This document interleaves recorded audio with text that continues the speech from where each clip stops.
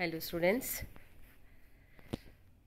Veena, Associate Professor in Chemistry, Government College Nohar, BSc Part 2, alcohol का chapter चल रहा है और आज का हमारा टॉपिक है वो है ट्राईहाइड्रिक अल्कोहल्स। इससे पहले की क्लास में डाईहाइड्रिक अल्कोहल्स की फिज़िकल और केमिकल प्रॉपर्टीज़ को पढ़ा था। तो आज की इस क्लास में हम डाईहाइड्रिक अल्कोहल्स क्या होते हैं, उनके बनाने की विधियाँ, उनकी फिज़िकल और केमिकल प्रॉपर्टीज़ के बारे में पढ़ेंगे। तो ट्राईहाइड्रिक अल्कोहल्स क्या होते हैं कि जिन यौगिकों में 3 OH समूह होते हैं उन्हें ट्राईहाइड्रिक अल्कोहल कहा जाता है। IUPAC सिस्टम में इन्हें ट्रायोल्स कहा जाता है और सरलतम जो ट्राईहाइड्रिक अल्कोहल है वो है प्रोपेन 1,2,3 ट्रायोल, जिसे ग्लिसरॉल भी कहा जाता है और ग्लिसरीन भी कहा जाता है। ये स्ट्रक्चर आप देख रहे हैं, CH2OH, CHOH and CH2OH, propane 1,2,3 ट्रायोल्स।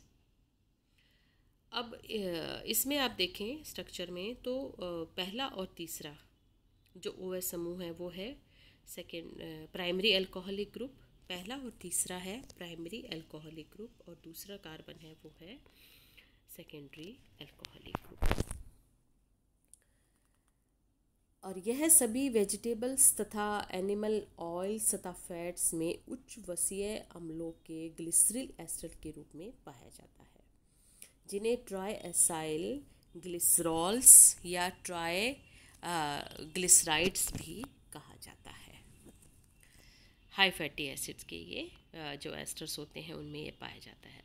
General formula of oils and fats ये देख रहे हैं आप, general formula triacylglycerols या triglyceride, R1 R2 R3 ये जो अल्काइल ग्रुप्स हैं ये अलग अलग जो ट्राइग्लिसराइड्स होते हैं उनमें अलग अलग होते हैं,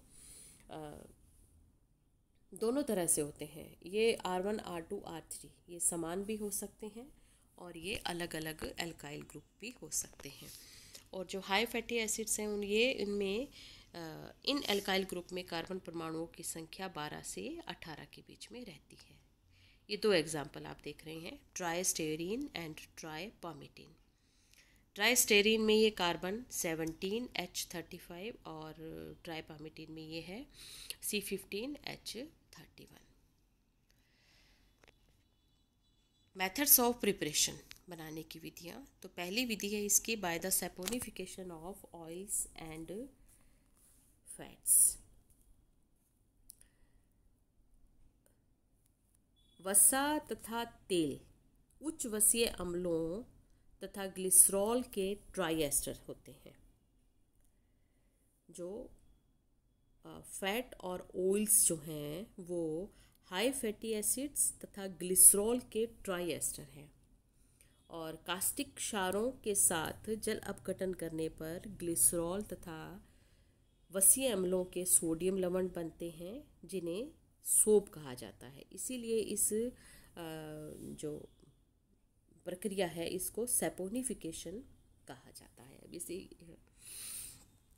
आपके सामने ये रिएक्शन है, आप देख रहे हैं, ट्राइग्लिसराइड ऑयल्स या फैट को 3 NaOH मॉलिक्यूल के साथ रिएक्शन करने पे ग्लिसरॉल प्राप्त होता है और sodium salt of fatty acids जो वास्तव में सोप है।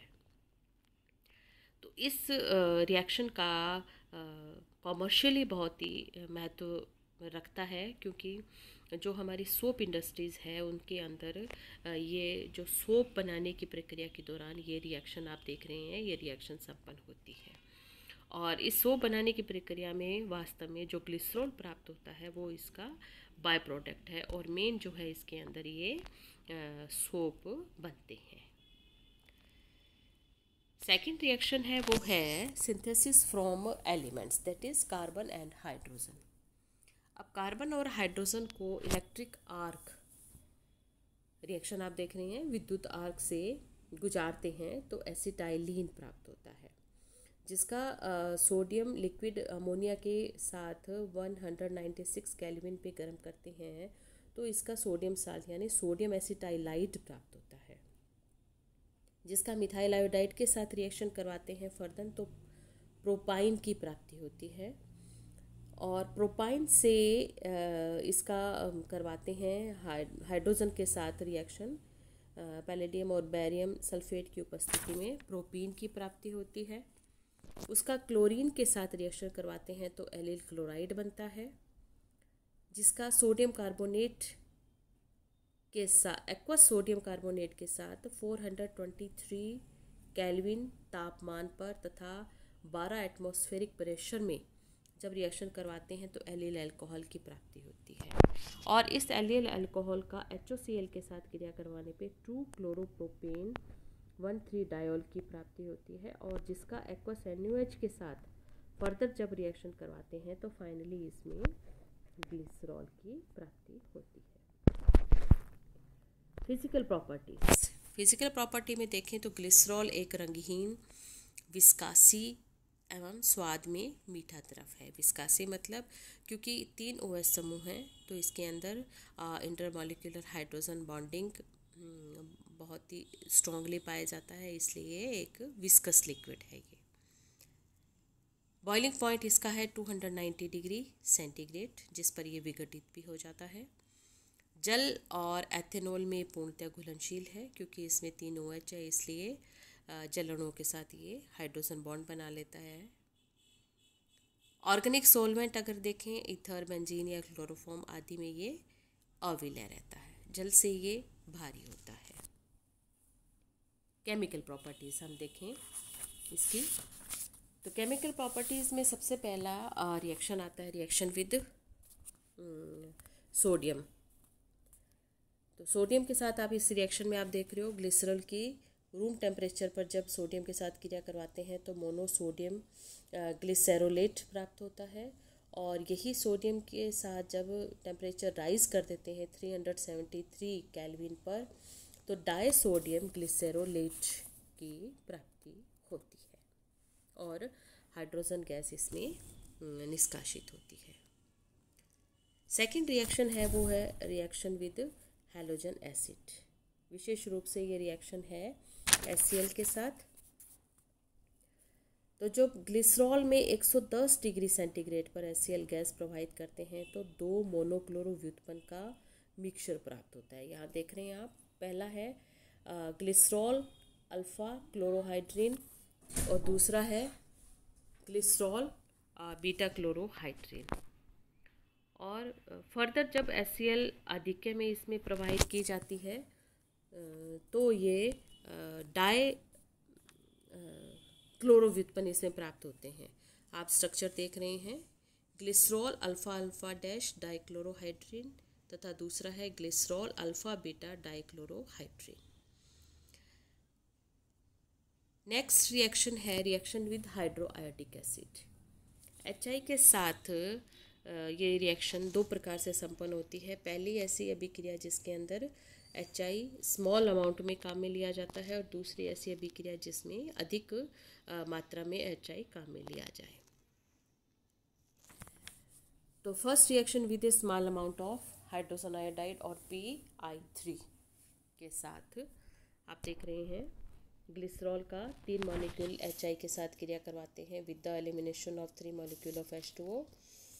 ग्लिसरल ट्राई आयोडाइड प्राप्त होता है जो कि अनस्टेबल है। आयोडीन के एलिमिनेशन के साथ एलाइल आयोडाइड बनाता है।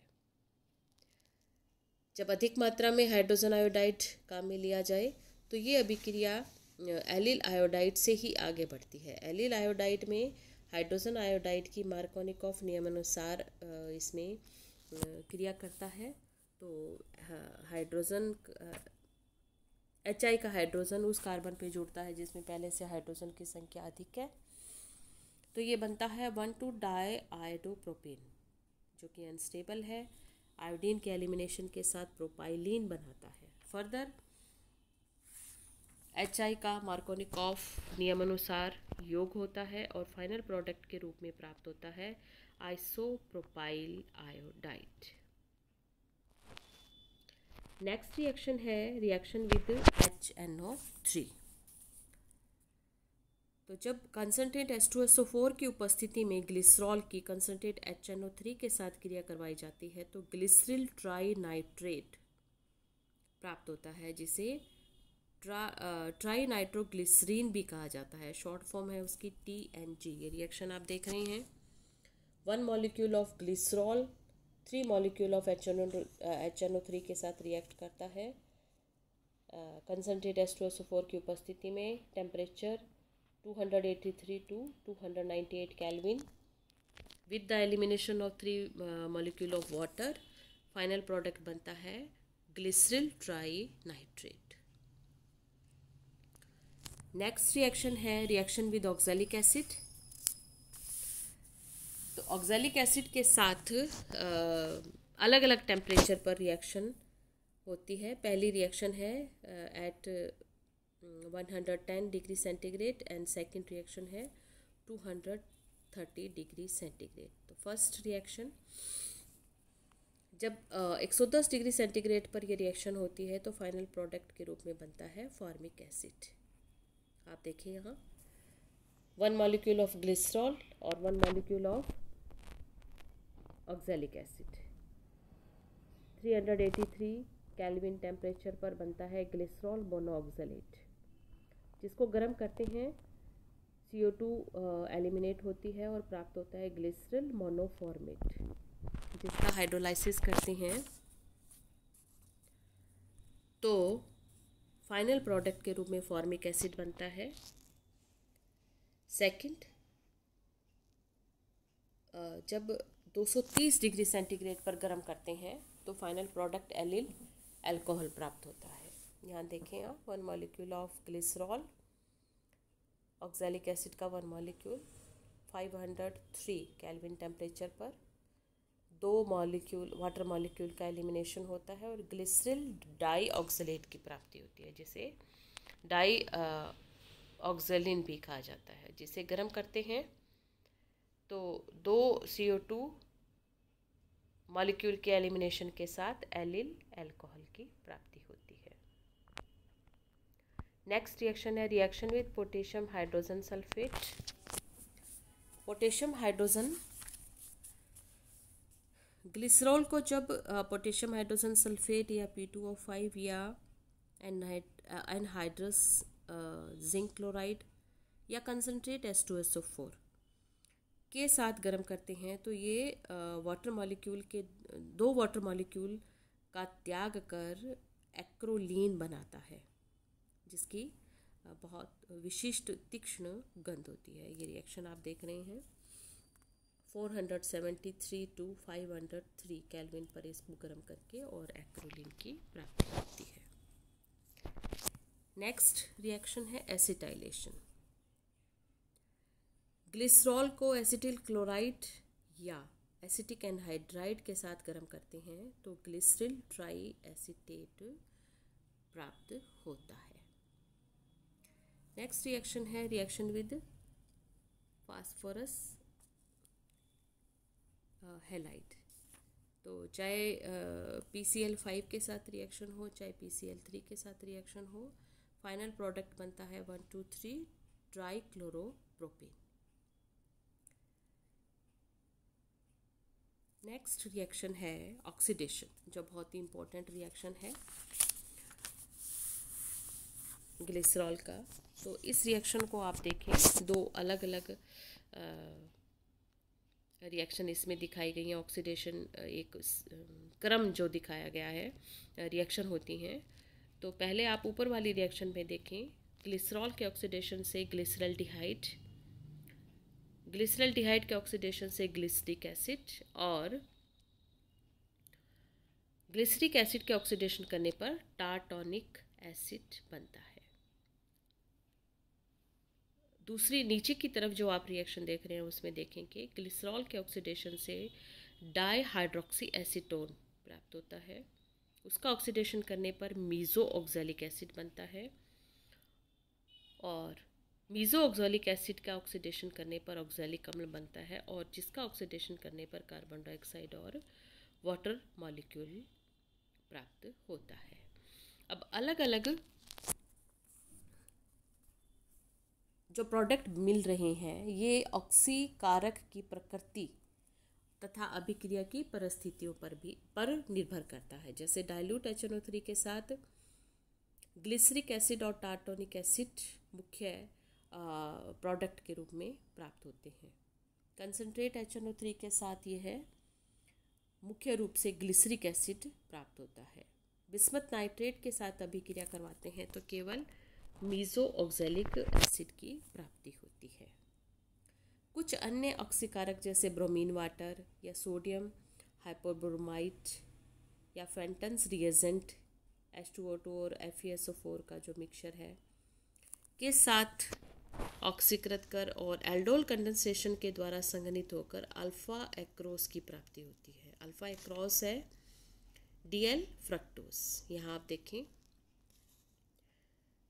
2 मॉलिक्यूल ग्लिसरॉल के ब्रोमीन के साथ क्रिया करवाते हैं तो डाईहाइड्रोक्सी एसीटोन की प्राप्ति होती है और ग्लिसरैल्डिहाइड बनता है, और जिसका एल्डोल कंडेंसेशन के साथ DL फ्रक्टोज की प्राप्ति होती है। लास्ट ऑक्सीडेशन रिएक्शन है एसिडिफाइड KMnO4 के साथ। जब इसका ऑक्सीकरण करवाते हैं ग्लिसरॉल का तो मुख्य प्रोडक्ट के रूप में इसमें ऑक्सैलिक एसिड प्राप्त होता है। तो स्टूडेंट्स, तो आज की क्लास में हमने ट्राइहाइड्रिक अल्कोहल क्या होता है, इसकी बनाने की विधियाँ क्या हैं, इसकी फिज़िकल तथा केमिकल प्रॉपर्टीज़ के बारे में हमने अध्ययन किया। तो आप ये गवर्नमेंट कॉलेज लाहौर का यूट्यूब चैनल है उसे आप सब्सक्राइब अवश्य करें, और ताकि आपको ये नोटिफिकेशन इनका मिलता रहे। Thank you.